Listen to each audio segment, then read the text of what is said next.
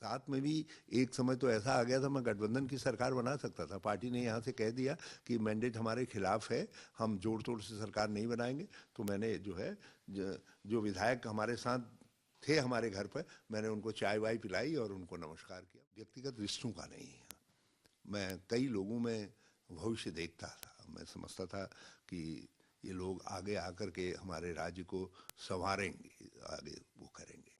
तो मेरी शुभकामनाएं भी रहती थी उन लोगों के साथ। हमारे साथ उत्तराखंड के पूर्व मुख्यमंत्री और कद्दावर नेता हरीश रावत साहब हैं। आइए उनसे बात करते हैं। रावत साहब, चुनाव का मौसम है, आया राम गया राम नेताओं का भी मौसम चल रहा है और एक नेता ऐसे हैं जो लंबे समय से इंतजार कर रहे हैं आपसे मुलाकात करने की और उनकी एंट्री के लिए आपने नो एंट्री का बोर्ड लगा रखा है। हरक सिंह रावत की बात। नहीं नहीं, मैंने किसी के लिए नो एंट्री का बोर्ड नहीं लगा रखा है और न मैं उसके लिए ऑथराइज हूँ। उसके लिए केवल पार्टी ऑथराइज है, प्रदेश अध्यक्ष ऑथराइज हैं, उसके लिए पार्टी के प्रभारी ऑथराइज हैं। और मुझे ये भी मालूम नहीं कि उन्होंने विधिवत तरीके से वहाँ कह भी दिया है। हाँ, मैंने कुछ हर व्यक्ति से कुछ घटनाक्रम जुड़े होते हैं।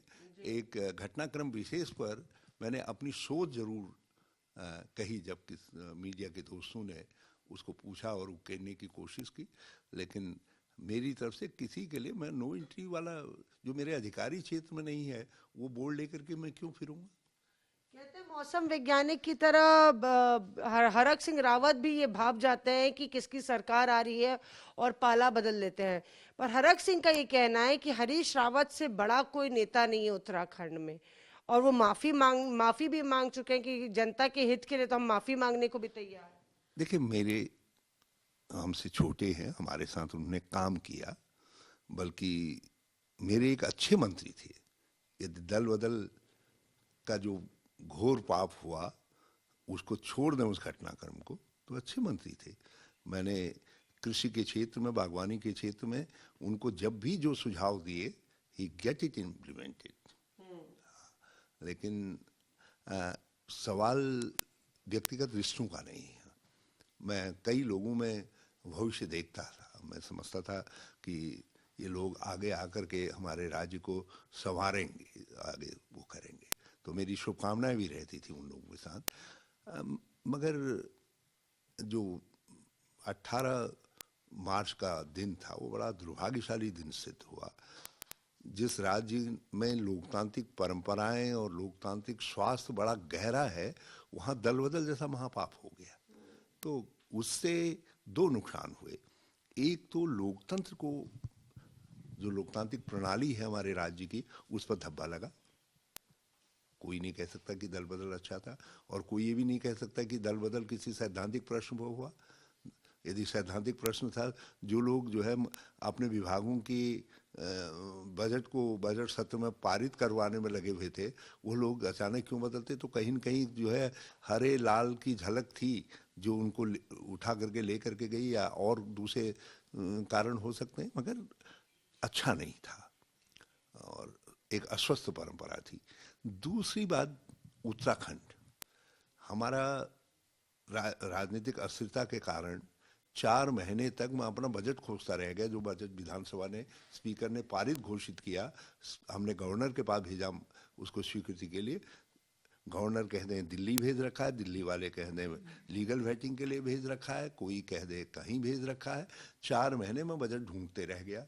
जब सरकार रेस्टोर होगी तो 4 महीने हमारा 45,000 करोड़ का बजट था। 4 महीने जो असली काम के थे वो निकल गए। फिर मैंने कहा यार ये तो मजाक हो रहा है। फिर मैं विधानसभा की शरण में गया।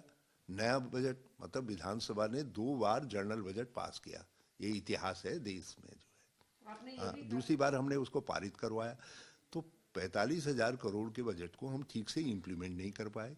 नुकसान किसको हुआ? राज्य को हुआ, राज्य के विकास को हुआ।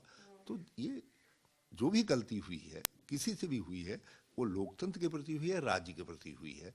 और हम तो भगवान के मंदिर में जाते हैं, भूल की भी है, नहीं की है, अनजाने में भी हो जाती है तो कहते हैं।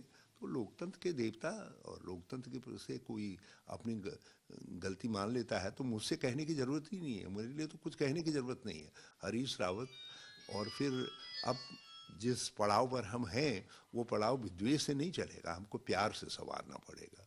और ये भी लगातार कहा जा रहा है कि हरक सिंह रावत आएंगे, प्रीतम सिंह के खेमे में जुड़ जाएंगे और हरीश रावत के खिलाफ जो है वो नारा बुलंद करेंगे। अब हरीश रावत इस समय खेमा क्या करेगा? खेमे में तो बटी हुई है आपकी पार्टी। वो मैं कह रहा हूँ, मैं क्या करेगा कोई? राहुल जी कहेंगे तो हम काम आगे बढ़ाएंगे। हम तो इस समय केवल चुनाव के लिए अपने को मानते हैं कि भाई चुनाव में कांग्रेस जीते, और मैं आभारी हूँ पार्टी का। पार्टी ने मुझसे कहा कि भाई चुनाव लड़ाने का काम आपके नेतृत्व में होना है, तो मैं वो काम कर रहा हूँ। और उसके जितने चुनाव जीतने के पैरामीटर्स हैं उन सब का इस्तेमाल कर रहा हूँ ताकि पार्टी जीते, वहाँ जीत सुनिश्चित हो।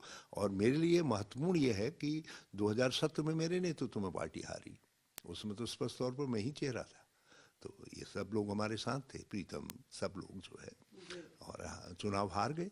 तो मैं चाहता हूँ कि 2022 में वो एक भार है मेरे कंधों पर कि भाई मेरे नेतृत्व में हार गए, तो इस समय जीत जाए पार्टी, तो मैं राहुल जी से कहूं कि आपने मुझसे जो अपेक्षा की थी राहुल जी, वो पूरी होगी। बाकी आगे के लिए क्या करेंगे, जो उत्तराखंड के भविष्य के लिए आवश्यक होगा वो निर्णय पार्टी लीडरशिप करेगी, सोनिया जी करेंगे, हम उसको मानेंगे। यानी कि आप ये पार्टी आलाकमान पे छोड़ते हैं कि आपके नेतृत्व में चुनाव लड़ा जाए, पर आपके नेतृत्व में सरकार चलेगी कि नहीं, ये आप पार्टी आलाकमान पे छोड़ रहे हैं। ये मैंने पहले भी पार्टी पे ही छोड़ा, 2002 में भी मेरे नेतृत्व में सब हुआ था, 2007 में भी एक समय तो ऐसा आ गया था मैं गठबंधन की सरकार बना सकता था। पार्टी ने यहाँ से कह दिया कि मैंडेट हमारे खिलाफ है, हम जोड़ तोड़ से सरकार नहीं बनाएंगे, तो मैंने जो है जो विधायक हमारे साथ थे हमारे घर पर, मैंने उनको चाय वाय पिलाई और उनको नमस्कार किया। मैंने कहा भाई आप जहाँ जाना चाहें, तभी तो खंडूरी जी की सरकार बन पाई। 2-3 दिन तो उनकी सरकार ही नहीं बन पा रही थी, क्योंकि लोगों को विश्वास ये था कि हरीश रावत को अवसर मिलना चाहिए। तो जो ऐसे लोग थे निर्दलीय या दूसरी पार्टियों के, वो हमारे साथ आकर के हमको समर्थन देना चाह रहे थे। भाजपा की तो स्थिति यह है कि नहीं, उसको कोई छूना ही नहीं चाहता। यदि एक भी कम रह जाए तो एक भी जुटाना उनके लिए मुश्किल हो जाता है। निर्दलीय भी सब हमारे साथ आ गए, वो भी कहने लगे नहीं साहब आप बेहतर हैं, आप चलाइए, हम कहाँ ये जनरल साहब के साथ और उधर खपे। तो लेकिन पार्टी ने यहाँ से निर्णय किया, हमने कहा ओके फाइन। 2012 में मेरा 20-22 साल का लेजिस्लेटिव अनुभव था, लेकिन पार्टी ने 2.5 साल वाले को कहा मुख्यमंत्री बना देते हैं। हमने कहा भाई जो आ गया, अपनी बात जरा मरमराए, जरा पीड़ा हुई, दर्द बयां किया, लेकिन अंतोगत्वा पार्टी ने कहा भाई ले लिया निर्णय। तो फिर हमने भी कहा निर्णय प्रणाम। वो तो देवी आपदा नहीं आती केदारनाथ वाली, तो शायद जो है हमको अवसर भी नहीं मिलता। तो पार्टी में सबको अवसर मिले ये भी आवश्यक नहीं है। मुझे अवसर मिला, मैं सौभाग्यशाली हूँ, और उसके लिए मैं पार्टी का हमेशा ऋणी रहूँगा, लीडरशिप का हमेशा ऋणी रहूँगा। आपका पुराना राज्य जिसके आप प्रभारी थे, वहाँ पे आम आदमी पार्टी ने भगवंत मान साहब को अवसर दे दिया है, पंजाब के आप जानकार भी हैं, तो उससे आपकी जो दावेदारी है सरकार के लिए वो बुलंद होगी?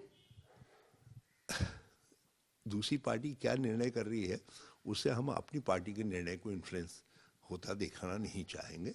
यदि उत्तराखंड के लिए और कांग्रेस के लिए आवश्यक है तो हरीश रावत दावेदार है, तलबगार भी है, लेकिन यदि नहीं है, पार्टी के लिए कुछ और मुफीद है, तो मैं जो पार्टी के लिए अच्छा है या उत्तराखंड के लिए जो कुछ अच्छा है वो हरीश रावत के लिए भी अच्छा है। क्योंकि मैं एक सीमा के बाद व्यक्तिगत महत्वाकांक्षाओं को महत्वपूर्ण नहीं मानता, मैं पार्टी को महत्वपूर्ण मानता हूँ, समाज को और राज्य को महत्वपूर्ण मानता हूँ। जी, आपने कहा तलबगार भी है, तो यानी कि ना टायर्ड हैं आप ना रिटायर्ड। मौसमी जी, आपके स्पिन बॉल का मेरे पास कोई उत्तर नहीं है, मगर इतना जरूर है, होई वही जो राम रचि राखा। हम तो रघुवंशी लोग हैं, तो जब कुछ समझ में नहीं आता है तो होई वही जो राम रचि राखा।